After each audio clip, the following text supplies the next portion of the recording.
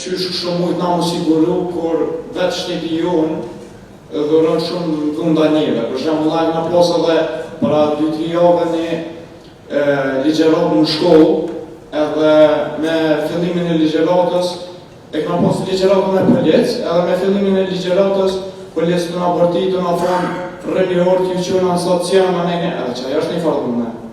Na nuk njimi të sigur të kërë kina që ato që të ditë.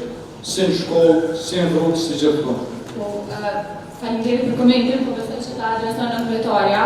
Pyetja e parë është që si pritni ju që ne jemi të sigurt nëse vetë në institucione përdoret dhunë. Fatkeqësisht realiteti është i tillë, pra është i hidhur. Unë nuk mundem që me mohu këtë, sepse e kemi parë të gjithë që edhe në institucione fatkeqësisht edhe në këtë vend ku jemi sot ka pasur dhunë, pra është përdorur dhunë. Dhe mendoj që ka raste kur politikanët nuk janë shembulli më i mirë që duhet ta ndjekim.